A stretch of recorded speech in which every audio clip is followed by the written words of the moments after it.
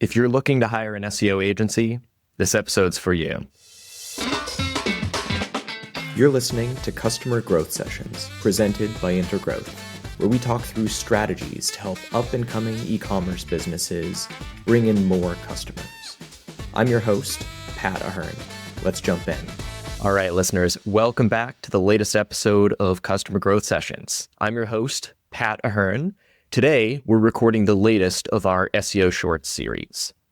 Now, I want to start out by saying there are a lot of great SEO agencies out there. That being said, there are also a lot of not great SEO agencies out there. SEO is really complex. There's a lot of technical jargon, and volatility in rankings can make it really challenging to separate the good agencies from the bad ones. So, we're going to spend the next two episodes helping you out with that part of the process. If you are currently hiring an SEO agency, listen to this episode and listen to the next one. Subscribe to the podcast so that you get notified as soon as it goes live. Today's episode, we're going to give you a concrete set of vetting questions to ask before you hire an SEO agency. Put another way, this is going to give you a lot of great questions that you can ask that SEO agency to verify that they actually are a good agency, that they know their stuff, and that they're not a team that's going to rip you off. The next episode is going to take on part 2 of the hiring process, which is more so hiring for fit. And what I mean by that, there are a lot of great SEO agencies out there that are not going to be great for your specific company based on your unique needs. So episode 2 is going to dive into the questions you should be asking and the questions you should think about that will help you to ensure that this great SEO agency that you've already vetted is going to be great specifically for your company. With that, let's jump in. So a few notes for background context, and then we'll get into the questions. Now, one of the areas that I feel very strongly about in the process of hiring an SEO agency is that you should do your best to push to speak to one of the SEO experts on their team at some point in the sales process. Now, for context, there are really one of two approaches that you'll typically get if you're talking to an SEO agency prior to working with them. Either one, you're going to talk to a sales rep or maybe a couple of sales reps. Typically, you'll see this at larger agencies that have just a higher headcount. Option 2 is you're going to be speaking to the founder, managing partner, or whatever job title they choose to present themselves as. But really, one of the people who started the company.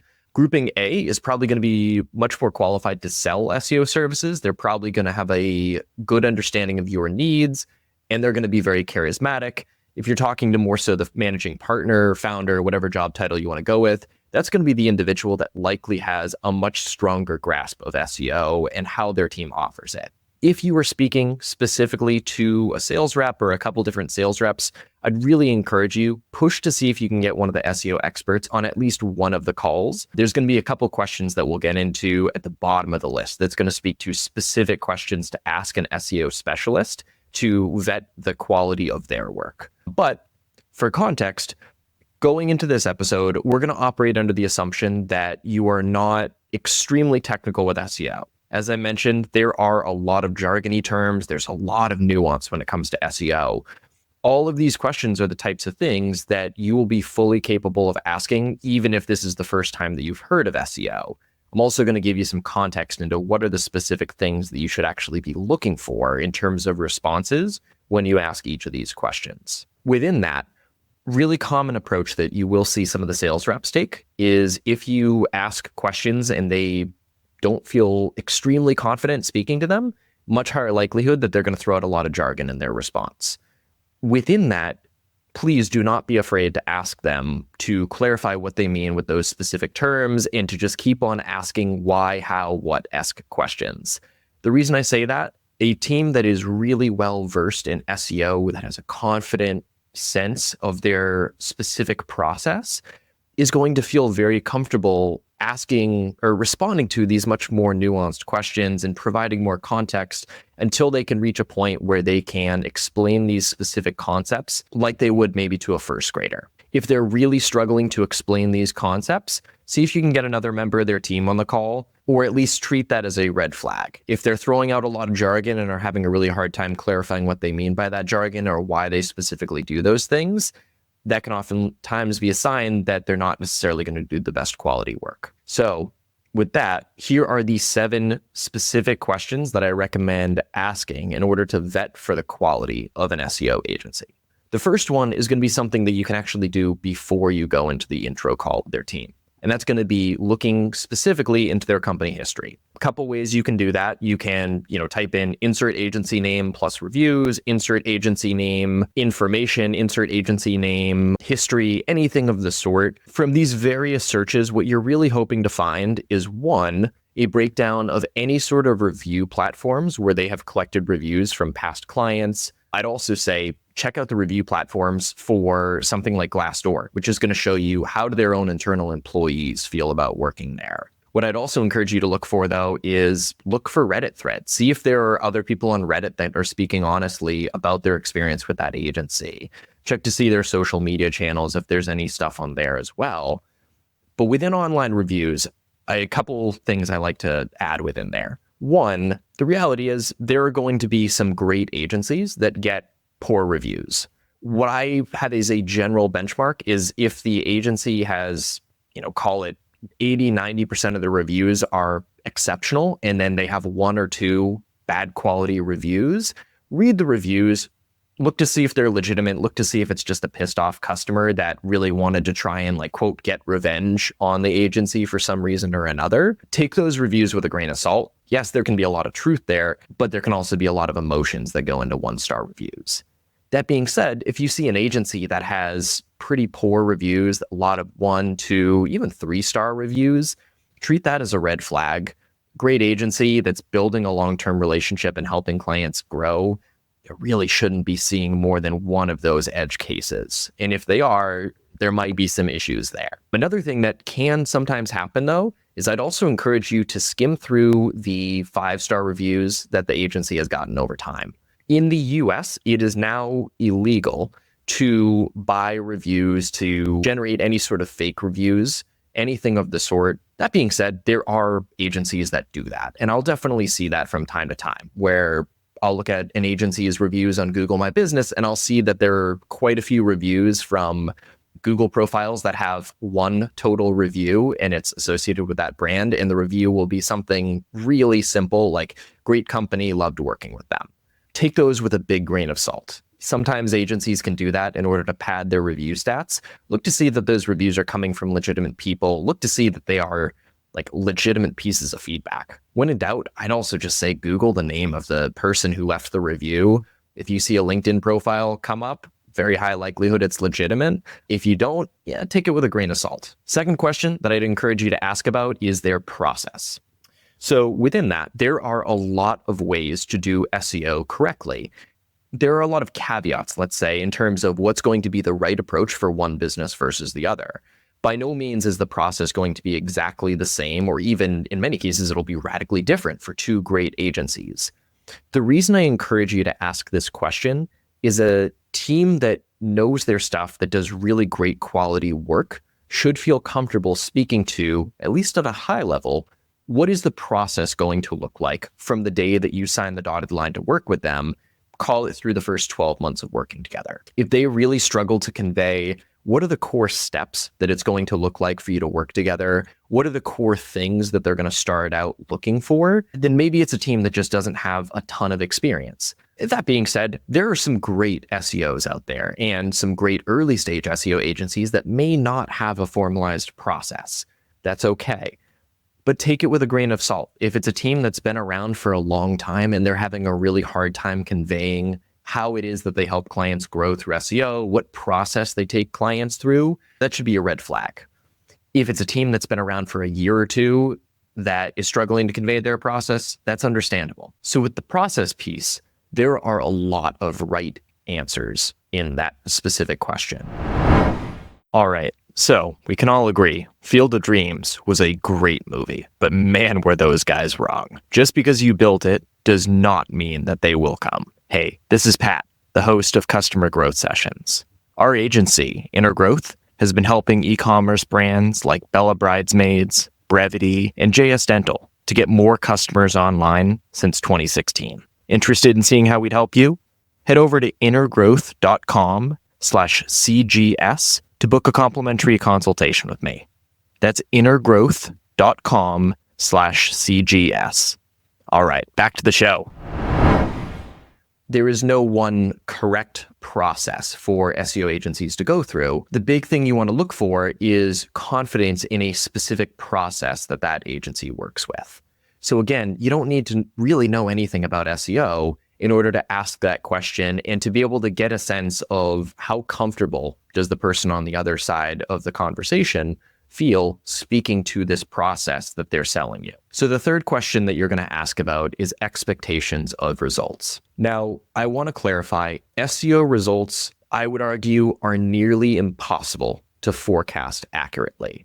So an agency that says, hey, we're going to help you grow by X% within X number of months, take it with a grain of salt. Yes, maybe they have performance benchmarks for specific industries they've worked in, specific growth tiers that they've invested in. That's a type of response that I've given many times in the past is, hey, if we do X amount of work specifically in your industry, we feel confident that we can hit this specific growth benchmark. That being said, any guarantees in terms of results should set off a huge red flag. In particular, businesses that guarantee quote unquote first page results of Google or guarantee to get you X number of leads within specifically a shorter time window. I'm talking 1 to 2, maybe even 3 months. Run to the hills. It's a really, really precarious promise that they're making you there. Yes, there can be many times that SEO will drive results in a short period of time.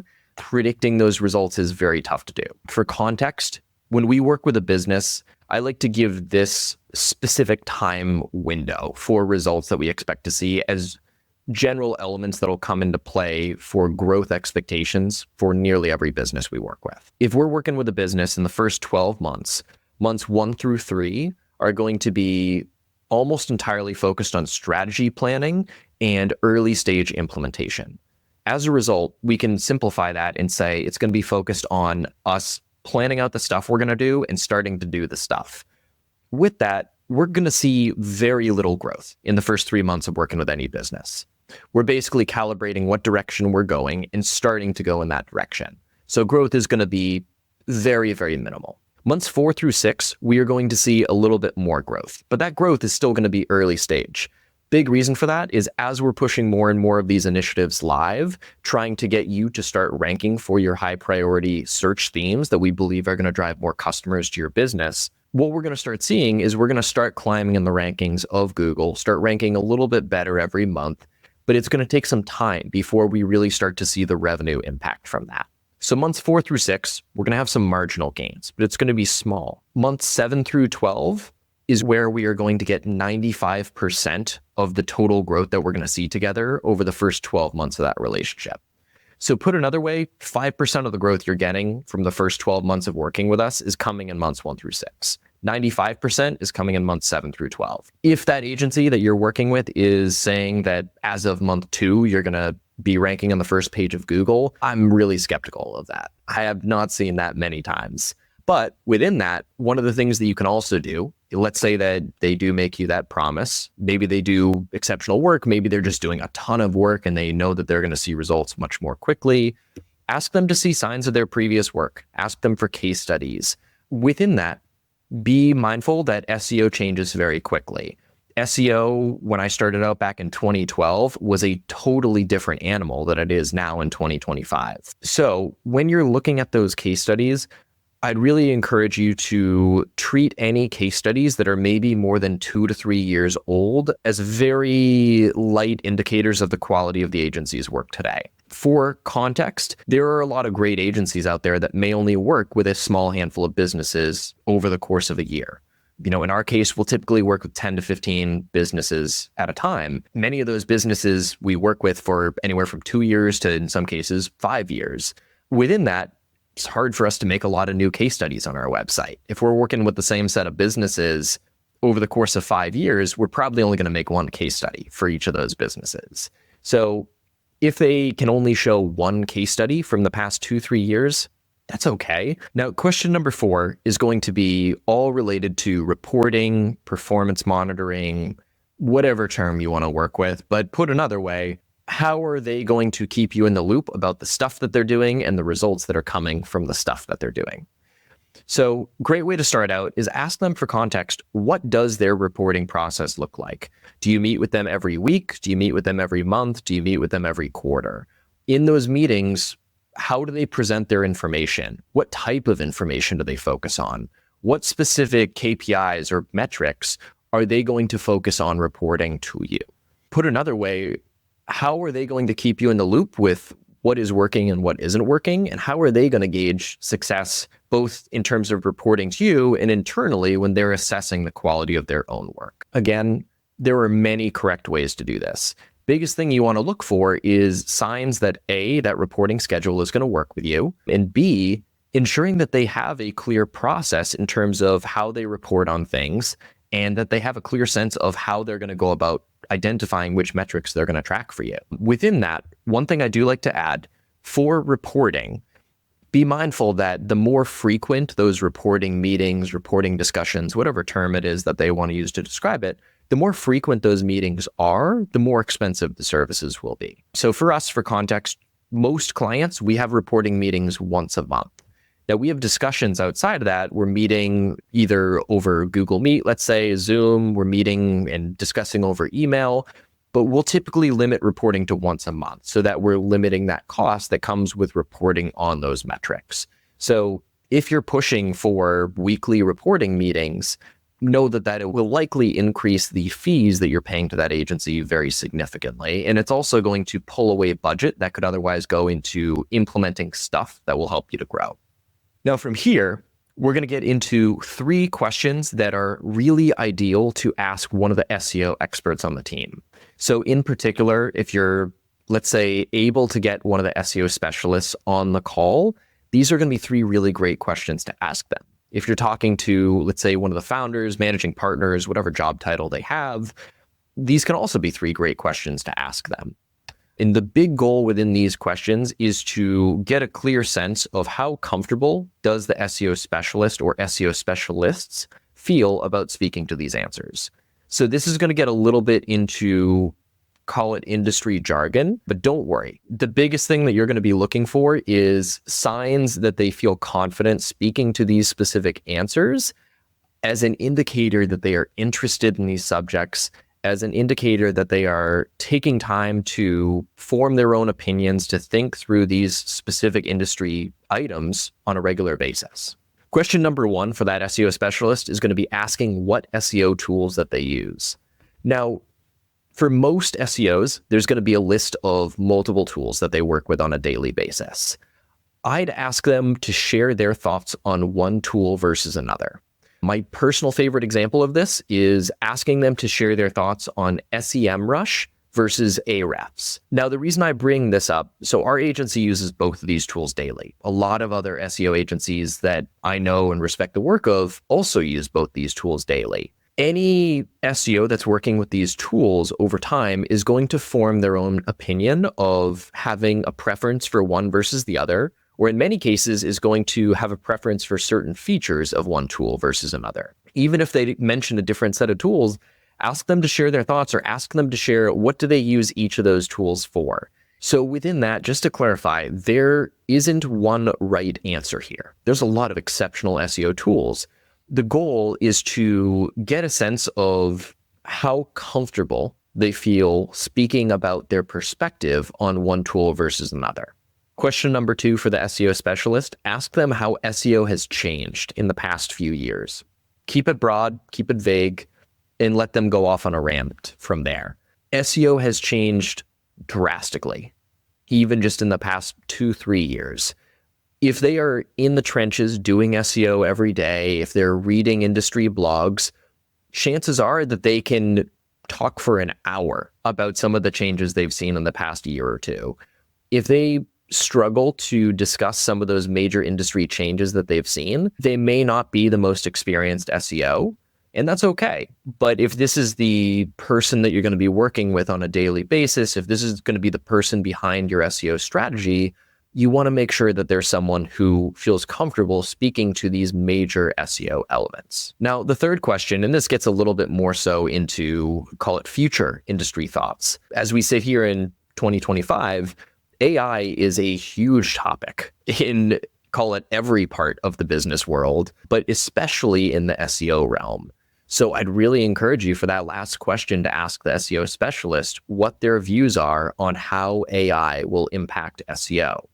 Again, we don't know what the right answer is, but if they are in the trenches, if they're doing SEO daily, if they're reading industry blogs, chances are they have a pretty strong opinion on AI. Either one, they feel really optimistic that it's going to increase the value of SEO, or maybe it'll be that it's going to allow them to accomplish far more work in a much shorter period of time. They may think that SEO is going to transition into a broader realm focused not only on optimizing for search engines like Google, but also on optimizing for LLMs like ChatGPT, Claude, you name it. Whatever it may be, they should have an opinion if they're experienced in SEO on how that's going to change. All right, listeners, with that, we will wrap up the first segment of how to hire an SEO company. I'm Pat Ahern. Thanks for listening. We'll see you again soon. Thanks for tuning in to Customer Growth Sessions. If you found it helpful, subscribe and give us a review. It helps us to grow the show. Looking for more SEO guidance on how to grow your business? Contact us at intergrowth.com/estimator or email me directly. You can reach me at pat@intergrowth.com. That's all for today. We'll see you again soon.